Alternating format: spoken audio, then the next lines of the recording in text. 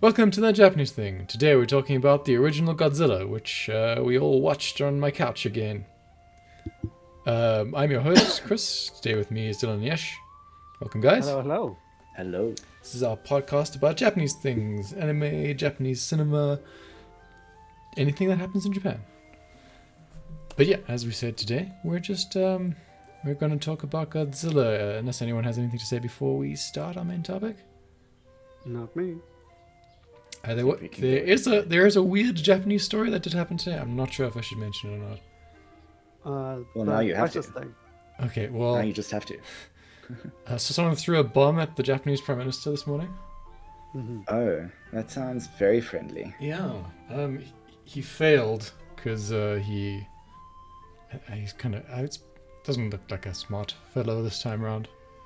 The other guy had, the wherewithal to, bolt his own gun. This guy brought a pipe bomb to a rally and then tried to chuck it at the Prime Minister, which he mostly succeeded in doing. People in the crowd kind of tackled him down. So Sure. he didn't throw it very accurately. No one was seriously hurt. I think one of his bodyguards got some shrapnel in him, but nothing serious. That's good news. Some unhappiness in Japan right now, it seems, with regards to but at least no politics. one was hurt. That's a good job. The culprit was 25 years old, screamed, "It's him," and then threw a pipe bomb at Kishida. I know it's not really like a funny matter, but it is kind of funny, I guess. It's just so wild that you don't know how to respond. Yeah. And it was strange because they were doing drills the other day to show how their bodyguards had been improved. Apparently, how the American ones have bulletproof briefcases. I don't know if you're aware of that. The Japanese ones have bulletproof. What do you call them? Like those little clipboards. Clipboards, yeah. Yeah. Those are quite common. Anyway. Don't know what good they'll do, but they're quite common. I mean, it's a shield, I guess. You could just put them in body armor. But then how are they going to wear a business suit? If you got level 2, you can put it under. Yeah, I suppose so. I mean, they just get a John Wick bulletproof suit, right? That's how it works. No, but you can fit a level 2 under. Anyway, on to our main topic, Godzilla. Godzilla 1954. 1954. I've closed all my things. God damn it. The OG. It's the original Godzilla, by Ishiro Honda, and I thought it was surprisingly good. I'd never seen it before. Had either of you seen it before? No. I have not. No. Okay, so First time. So yeah, obviously we had seen. When did that with the giant pile of fish Godzilla and the Earthworm movie come out? Was that early 2000s, late 90s, something like that? I think the start of the remakes was 2000s. The 2002, modern I remake. think, is the one Pile of Fish one. Right. Yeah, I think that's the first Godzilla movie I saw, and then obviously we then had a whole bunch of remakes with the Ken Watanabe Godzilla movies. Mm-hmm. But yeah, this was the OG as we said, and it. I think we all thought it would be a lot worse than it. I ended was up being. definitely expecting B grade. I heard 1954, and I was getting ready for some real old school filmmaking. Yeah. I mean, it is old school filmmaking, but it was good old school filmmaking. Well, I will say that it suited a more modern take on movies more than the other movies we watched from this era. Yeah, I mean, it was an hour and a half long only. Well paced. An hour and a half. Sorry, were- well paid. I was about to say it's an hour and a half long, but the entire time the plot is moving forward as well. So there's a very good through line in the entire movie. And they weren't like 1,000 characters to keep track of this time around, like some of the other Japanese movies we watched recently. They were like, Was a degree of weirdness when it comes to side characters, I will say. It's not like terrible or anything. yeah, But we had the archaeologist scientist, we had two people following him, we had this girl that he had like adopted but wasn't his daughter. We had his two students that actually are meant to be like the leads in the movie. yeah. Like we follow one guy particularly, one of his students, and the other one's like a shut-in, kind of. But then we're introduced to the people around them as well.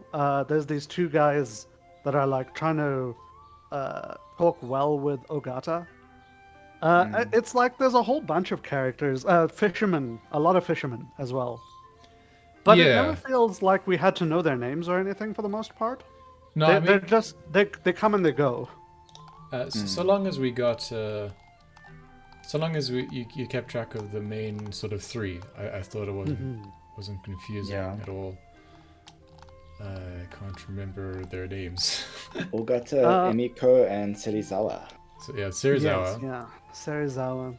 But also the old teacher, Dr. Kyohei, is kind of important because he's the kind of like head of the household almost, with those three as like his subordinate / children. They're not his children, but they are the people that follow his teaching.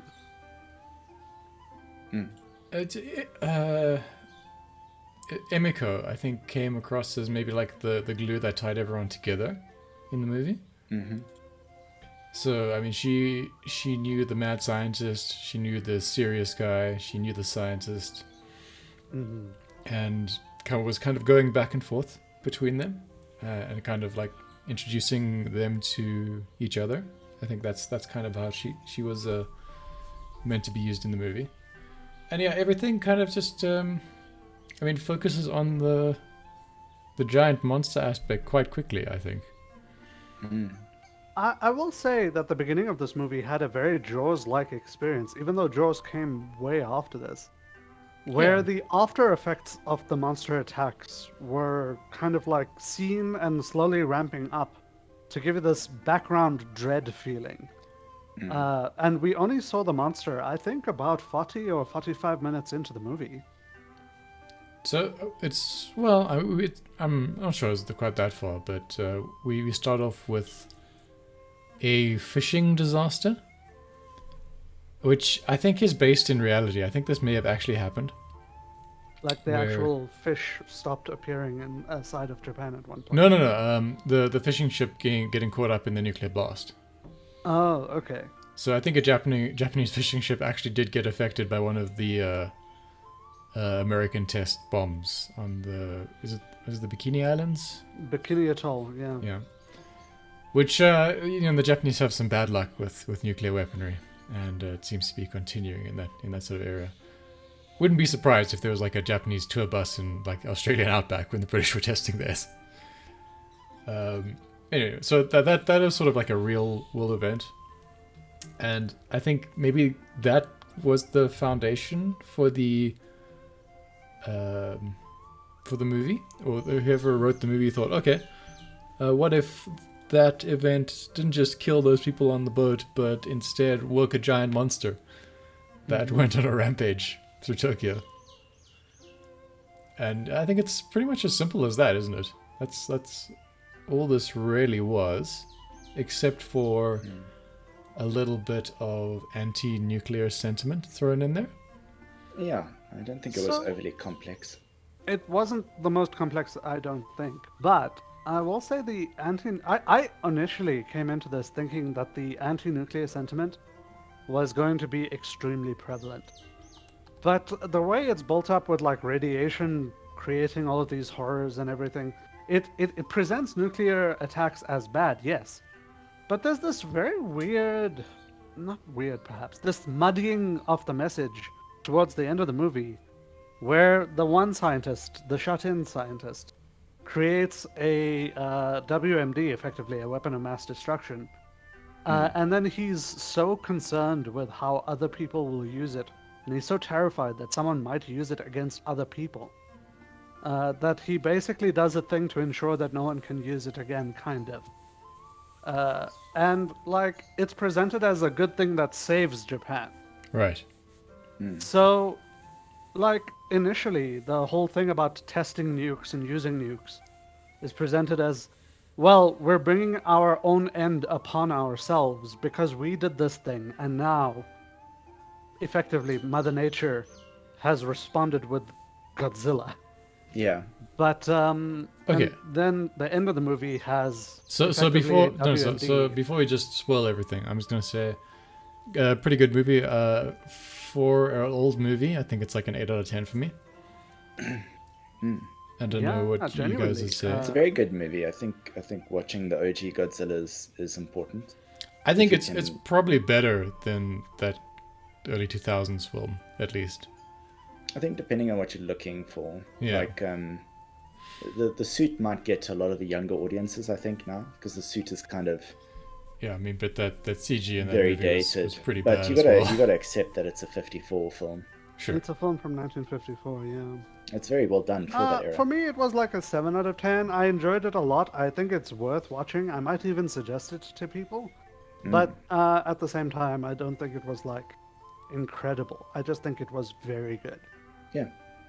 Okay. You don't think it was groundbreaking in any way? So here Well- in spoilers are fine. After this, spoilers are fine. Yeah. On the topic of groundbreaking, this kind of almost invented the kaiju franchise. So it broke ground in a way. Monster films had already existed, obviously, before this, but the kaiju mega action, just destroy the entire city type of thing, is very much a Godzilla creation. It is really interesting to compare the way that they do their mass destruction to the way modern films Modern do. ones do. Isn't it weird how, because they made it physical props and made a person go through it, the destruction feels more like physically present? Yeah. Yeah. In a I weird mean- way, watching this guy destroy 2 cars and a train just feels worse than watching modern Godzilla destroy an entire city block. It's strange. The newest Godzilla movies have a really kind of good looking monster CGI. repertoire, but whenever they destroy a city, it just, because it's not real and it's hard to animate, it just ends up being this flat plane of ash after like 5 minutes of action. And then you get your monster fight between the two kaiju, and it's kind of disappointing from there on out, in my I opinion. also feel like in modern films, the perspective's often from above, almost like above the monster's shoulder. Oh, that's Where also in this true. film, a lot of the perspective was from the ground levels, from which the give it feet this like level. really impactful feeling when it's a smaller building that's being destroyed. True. I do agree. Yeah, that makes a lot of sense. Yeah. I mean, and you get the impression that Godzilla was always meant to be this like giant franchise of like schlock, where Godzilla would fight a new monster every movie, sort of thing, right? But that's definitely wasn't the intention of this first movie. I think it was very much written as like a one-off kind of thing. Yeah, they left the door open, but it wasn't like a definite intentional thing. I think they just like added that in as in case. Yeah. So I mean, the scientist, right? He invents something that destroys oxygen, destroyer. and somehow this dissolves creatures that live in water, right? It doesn't explain how. It literally functions like a Klingon disruptor against Godzilla. One minute he's there, next minute he vaporizes into atoms. After flailing about in a jacuzzi for a while. His skeleton does settle down, so Yeah. that we can see that he has been destroyed. Which they then take to a secret vault underneath Tokyo, don't you know? Yeah, so anyway, that's a separate Godzilla property. But yeah, so Godzilla definitely dies at the end of this. In At this least one, the yeah. one, that shows up in the original. Yeah. So it turns out, in '56, they made an American version of this movie.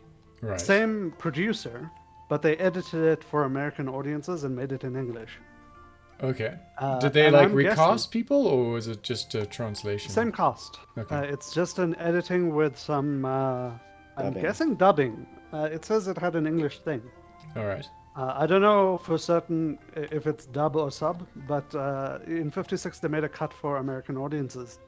And apparently that's where the voices off sync with mouth movements and like more schlocky cuts come from.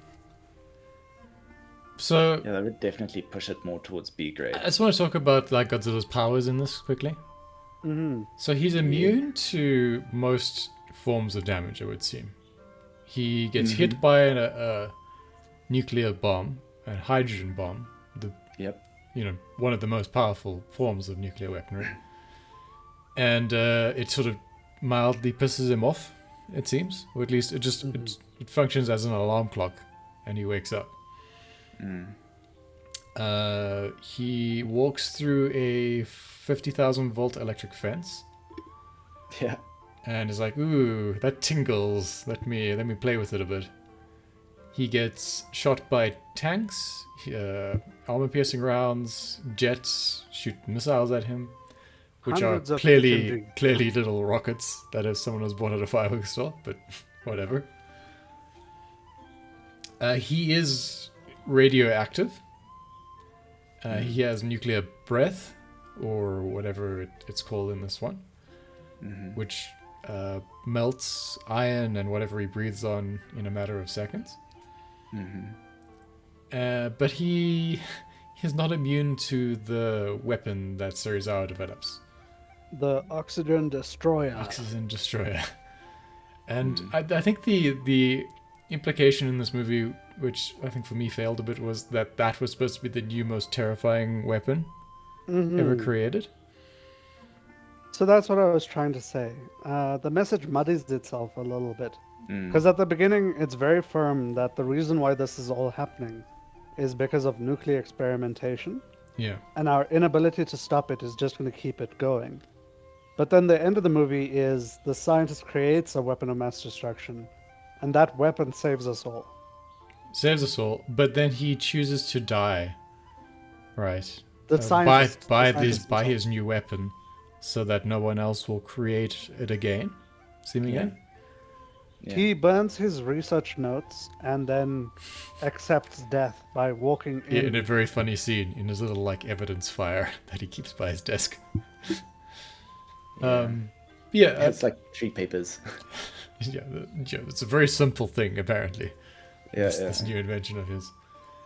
Did you ever get the impression that this was like, super scary, this new invention? It kind of comes off to me like the same kind of level of weapon as like napalm, but it works in water. Not in a conventional sense. It seems scary in an ecological sense because it will destroy everything in the bay. Right. I do think that the director and the crew were trying to tell us how to respond to this. From the first time we see the weapon used, we don't see the weapon itself. We only see Momoko's response. Not Momoko. Emiko's response. And Emiko is horrified and terrified of the weapon to the point where she refuses to go back to the lab for a few days. Yeah. And that response is supposed to set our expectations of the weapon. Yeah. And then later on, when the weapon's used, it takes a little bit to get going, and I think all of us were like, what is this? It's just bubbles. What's happening? Yep. And then like a frame cut happens, and all of the fish that were swimming in bubbles are now just skeletons. Yeah. And like, I get that it's supposed to be horrifying. Oh, it completely destroyed life. But as weird as it sounds, without the interim steps, without the something is dying step, going from happy, healthy fish to suddenly skeletons, it almost like killed the effect for me a little bit. And I think as a human, you're not scared of something that could only work in a marine environment innately, right? Yeah. It's not a nuclear weapon which can work anywhere on the planet. This is something that can only be targeted at, marine warfare that is biological in nature. Yeah. So it's sort of like it's circumstantially horrifying, I guess, if you are the Atlantean civilization, but probably less so to say, Mexico. I Or if guess. your main diet is fish. I mean, yeah, ecologically, you could understand why it could be used in a way that would be terrifying. Yeah. But not directly, I agree. It's more Yeah. like abstract. But it'd be difficult to see a situation where a government would actually, destroy the ocean just because of a Yeah. war. Yeah. So yeah, I mean, I think that's a bit of a failure in the imagination of the weapon. Mm. I think if you just said, it kind of works on all like biological life in this way, regardless of whether it's in the ocean or in the air or whatever, then it would have actually Yeah. been terrifying. Yeah. Like made sure they had to stay back well away from it for it not to work on them or something like that. But I mean, they're directly above the device when it goes off. And Yes, simply yeah. because they're on a boat and not in the ocean, they're completely immune to whatever's going on. Which is weird because they say that it's like an extreme oxidizer, which would totally attack which would a destroy the steel metal ship. of the boat. Yeah, right? Well, I suppose, if the ship is properly Primed. primed and Yeah. whatnot, it should be okay, yeah. I hope that painter didn't skip a bit. Right. That would be kind of funny if the ship just sank. Yeah. Oh god, no, why? Should have paid for the deluxe coating. Gosh. Yeah. But yeah, what else happens in this one? We get oh yeah. So this was a bit of a controversy. The Godzilla poster, as we have behind our heads, is not the same suit as the monster in the movie. How Right. dare they lie to the public in such They did. such an awful way? And that breath weapon is not the same either. Yes, the Yeah. breath weapon in the movie is a jet of steam. Do you think that was like a painting they did with the jet of steam over the image, or do you think they actually like put like a No, I think they actually put like a No, either they put smoke a dispenser device or a inside the steam thing. dispenser in the suit. like a clothes steamer or something? Yeah, Because I totally. saw it wrap around buildings, which is not Yeah. something that you would paint or something. Right. Yeah. I mean, some of those effects were probably quite clever for 1954, right? Especially for the time, yeah. Especially the melting of those pylons that were Yeah. part of the fence Electric or whatever. fence. I'm still not entirely sure how they did that. They kind of made it look like it was maybe a plastic that they'd heated. Yes suggested maybe they used like a heat gun off camera From off camera. and then maybe yeah. sped it up a bit. I think the glowy effect is either them using high contrast in the filming or alternatively superposition. Or it Maybe could they be just put supervision. some sort of like phosphorus kind of paint on them or something. I don't know. Could be. And shine a reactive light on it. I don't know. You think thermal cameras were a thing back then? No. Yeah, probably not. I suppose they literally could just airbrush that sort of effect on as well, I guess. But it moved. Yeah, I mean, Yeah, sure. you have to airbrush every frame, obviously. Woof. But that's how anime is made, so Yeah, I was about to say, listen, Disney did worse. for sure. That was like a small 5-second scene. What did you think about the in-movie suit? I think wasn't they not did a that better great. job of it being horrifying until it did the chasing after cars scenes. Like when it was coming out of the water to destroy a ship, for example. Horrifying. When it attacked the fence, horrifying. When it walked through the town, kind of funny. Yeah, I don't know if they... I get the feeling that it wasn't intentional how it came out. But, like, it definitely looks mutated. It's not symmetrical. It's kind of, like, all knobbly. It's very difficult to make out features, specifically. I guess it was supposed to look like scales, but it kind of looks... Yeah, like a Gila monster, right? Like, kind of... Yeah. That's the kind of vibe that you're getting. But it does... They put so much effort into everything else. I feel like the suit kind of fell a bit short. It kind of just looks like hamburger meat in black and white. Yeah. Maybe if it was Deadpool's a face. color movie, the suit would look better. But I imagine everything else would look worse. Mm. That's the thing. I do agree with that. There's a scene where we see some sort of building get destroyed, and Godzilla ripping apart bits of it.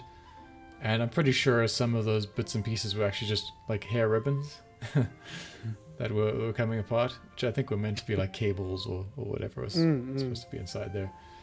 But yeah, you can imagine if you're like looking at strings of yellow and pink ribbons, it falls apart pretty quickly. Absolutely. And Just as a note and yeah. a question. Mhm. While we were going through this movie, did anyone else get the impression that Ogata was a little bit of like...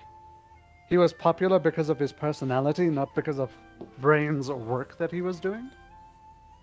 which Yeah, one was more, he? More like he's got Remind that me? leadership trait. Everyone likes him. So Ogata is, of the two scientists that follow the old man, Ogata is the younger guy that was in contact with the parliament and the newspaper reporter. Right. So he's not the one The that straight-laced was stuck guy, in the yeah? basement. Okay, Yeah, yeah, the straight-laced guy. Yeah, But we the never one that- see him do anything regarding science or work. I think the he old was. man- Yeah. Sorry, let me just finish the point. then. Sure. The old man was going around reading radiation and talking to fishermen and stuff. The other guy was inventing the oxygen destroyer and trying to be responsible with that. The thing we see Ogata do is talk to politicians and flirt with Emiko. Nothing wrong with that. I'm not saying that there's something horrifically wrong with that. It's just when you look at this cast, everyone's doing something work related, Yes. and Ogata's politicking. So I would like to counter with saying, yes, you've seen what academia looks like, right? I have seen what academia. This is going to depress me. Carry on. An accurate portrayal. So Making I mean, friends and getting on is better than. than someone doing- has to be the handsome guy in a movie-ish. And, He certainly was the handsome guy in the movie. He does fill that role relatively well. and we must remember, this is at the height of salarymanism in Japan. He is Also- the also kinda perfect true. perfect employed handsome guy in a suit. I think that's his role. Whereas our crazy scientist dude, has like this weird scar thing happening on his face. And also, the newspaper reporter guy, like, almost was disrespectful when talking to him. So it feels like it established that Serizawa was less respected in the field. Yeah, they're even in his house at one point and kind of like talking behind his back, which seems particularly rude. Well, quite rude, yeah. But yeah, so I mean, we're wondering if it's a real scar or a fake scar. Not entirely sure. In the black and white, you can't really see. But he's got an eye patch over his one eye. He has kind of crazy opinions about things. He seems very firm about his beliefs. Sure. Definitely a pirate. Definitely a pirate, yeah. Well, he has a pirate's death. He goes straight to Davy Jones's locker. Exactly. But they I think it's just a differential. Japanese movies and shows and stuff like to do that with characters where you have very differentiated roles. Yes. So we have we I don't know we noticed like we had the kind of crazy old guy who was in charge of the department. Then we had like a bureaucratic kind of chief guy. We had the handsome dude and the heroine, stereotype heroine.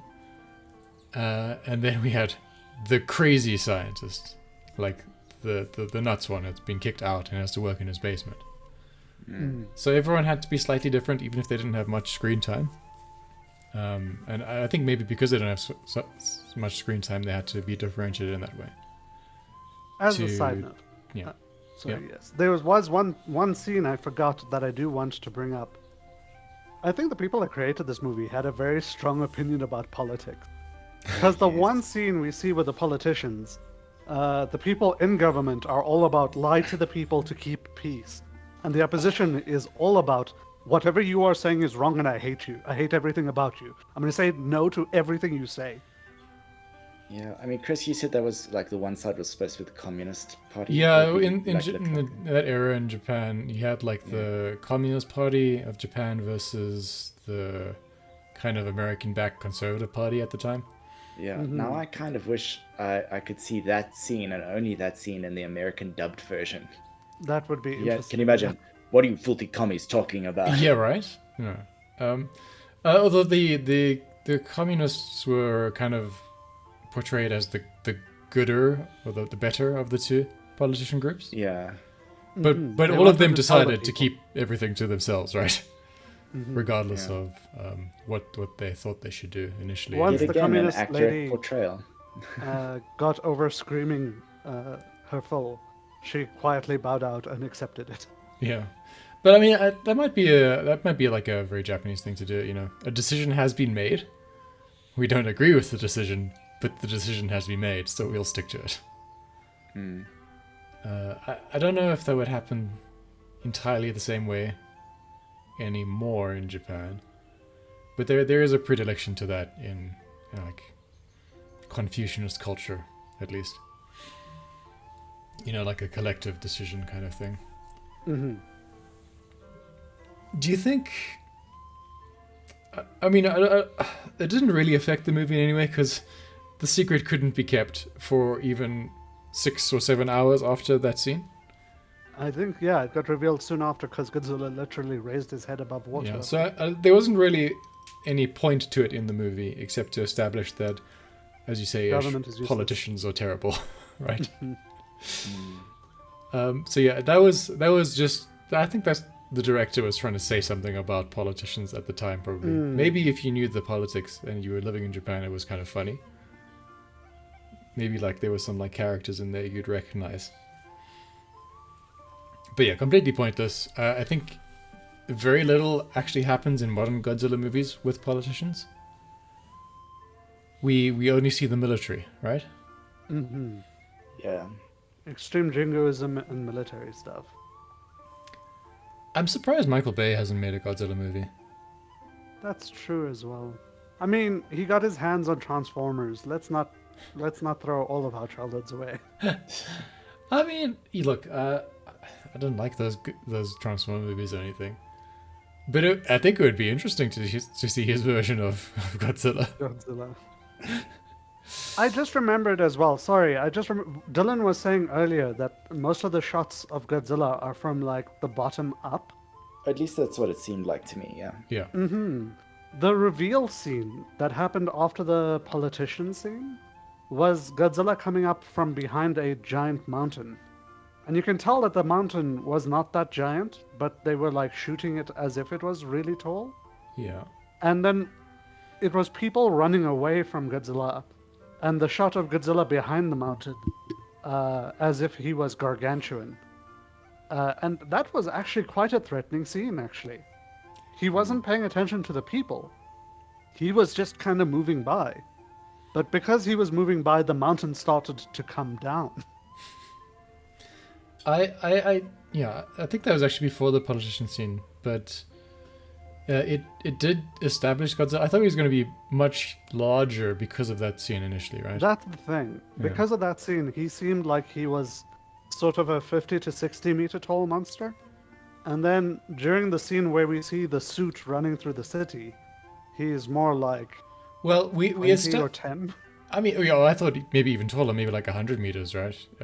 With the dune scene, because I mean, like a dune mountain can be really, really big. Big, That can yeah. be several And it hundred was meters shot above sea level.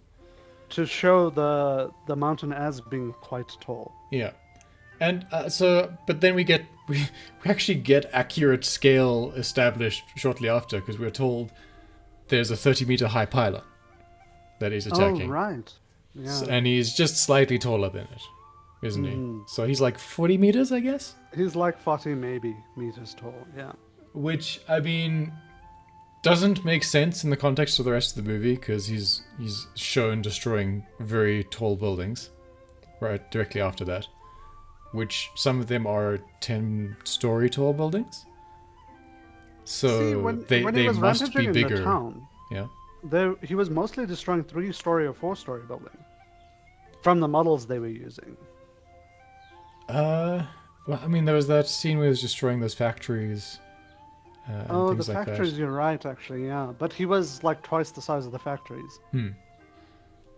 I'm gonna guess in the poster he's destroying the film studio that shot the movie, which I've been to. It's quite tall. It's like easily a 120 meter tall building. So I guess it doesn't matter. The scaling is A bit odd. bad from a continuity point of perspective, I guess, but it doesn't influence the movie in any meaningful way. But yeah, and I think the American versions and the new the Shin Godzilla movies that came out quite recently do like accurately establish that he is like skyscraper level tall.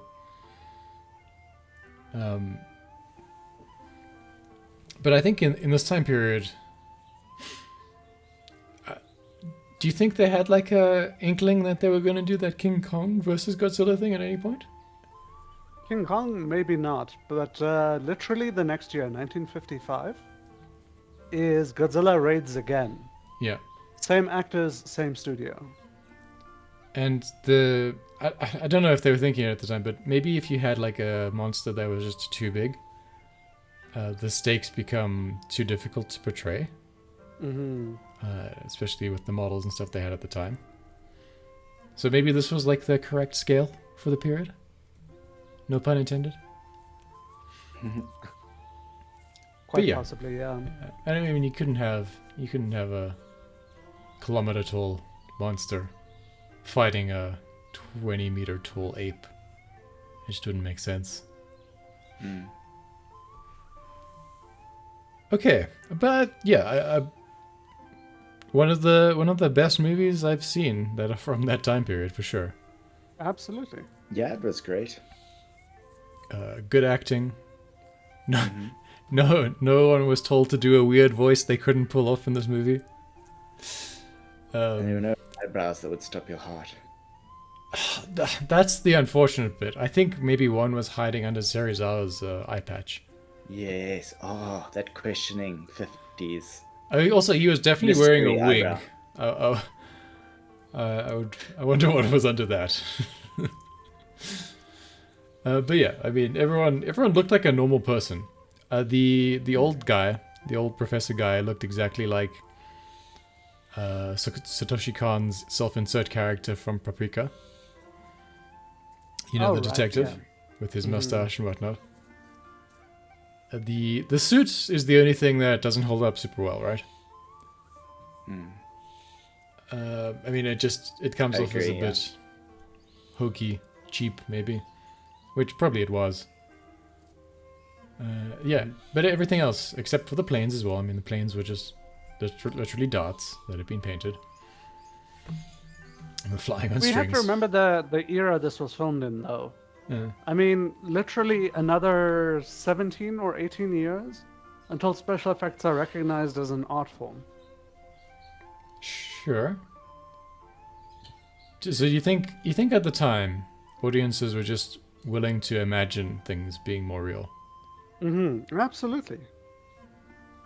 That's But outside yeah. of costuming, there wasn't too much in the way of special effects. Even explosions are a little bit. You take a can of aerosol, you spray some fire on it, and then that's an explosion. I do feel like it's important to think about films we grew up with, like Yeah. Alien or Aliens, and then when you rewatch them, you're like, oh, that suit's actually not as good as I remember it being. The way the alien moves. I is have in the too much original. Well, that trauma involved with Alien to rewatch it, so I'll never know. Well, you can take like like Stargate, the Stargate movie or something like that. To be honest, they look kind of goofy nowadays if you look at them. Oh, you mean the fluffy mammoth things? Yeah, Yeah, it's still okay. you know, in Star Trek. Well, I mean, Star Trek was always bad, and always is bad with It's its true. stuff. I mean, SF. even like the stuff that's happening right now still looks terrible. So that's just part of it, right? Mm. But that's just it's not like they couldn't do better nowadays. You know what I mean? Yes, yeah. Sure. It's just at the time I think this was probably pretty good for what they had. I mean, like, and, think about and reboot. I think this guys. is slightly before Japan had fully come out of the whole World War II slump. Yeah, I just feel like things tend to be a comparative lens. So if you think about, like, Reboot looked pretty good when we were young, at least it did to me. And you look back on it now and you're like, oh my god, Oh, that CG goodness. is terrible. Reboot TV show. There's a new reboot. Don't look at the new one. Try to find the 80s one or the 90s one, maybe. Oh, there you go. It's oh, that's not gonna be good. It's special. That's what it is. I used to watch that show and enjoy it. That's So- my childhood right there. I loved that show. I still do. But I'm happy to admit that the CG doesn't look great nowadays. Because Mhm. comparatively, also- it doesn't look great. Try to remember that, like, I'm gonna get into a monster suit. It wasn't a thing at this point. This was the movie that made that. Exactly. Yeah, and it spawned its own genre. So from that perspective, it's quite important. Reboot, on the other hand, was just a thing that happened in our childhood and that people are somehow nostalgic for, despite the fact that it wasn't particularly good. I don't know. I enjoyed it. I enjoyed it as well, but that's just because it was a TV show on like Cartoon Network or whatever I watched it on. There's a bunch of things we can list from that we will have enjoyed, but are actually terrible. Well, true. But yeah. Okay. Specifically about the effects, I think at the time it was probably pretty good, actually. Especially the destruction effect. Absolutely. Oh yeah. That came off as like a. Yeah, they probably the Star Trek phasers stole that when they started filming a few years later. I wonder how they did that. Do you think it was just like they had like two camera shots of it, one with the monster, one without it, and then they painted over some dots, and suddenly skeleton appears? Yeah, I don't know. There's a whole art for that kind of special effects. What was the I movie that Which came out recently with a lot of practical special effects that they were trying to make look really good in a modern setting? For me, I would say that the movie with the practical special effects recently was Everything Everywhere All at Once. Oh, that's true, yeah. With the rocks and things, yeah. But you know what it was? People have been trying to make Star Wars do it again in some ways, and I think With puppets and stuff, yeah. some of that's been done in The Mandalorian, I think, in the recent seasons. Oh, okay, yes. Yeah. I mean, Din Djarin's ship and interior of his ship are physical. Yeah, So. but they try to do it with some recently in this current season with the pirates that they did. One of them who is just a seaweed monster, and it really looks awful. It reminds me of Farscape in a lot of ways, which is a show I love, but wasn't the best effects in the world. So yeah, it's interesting to see how people are nostalgic for things that may or may not particularly be good, and in some senses, like, you know, CG would be an improvement on some of this stuff. But yeah, I really enjoyed it. I recommend everyone give it a watch. And unironically, it's not like you need to get into like a drinking game with your friends every time something stupid happens. This is not a dumb movie. No, it's not and B you will grade. actually enjoy it. Yeah. Get the see the HD OG. version of it. It holds up. Okay, Yeah, it does. that'll do it for us then this week. Thanks for Yeah. talking to me, guys.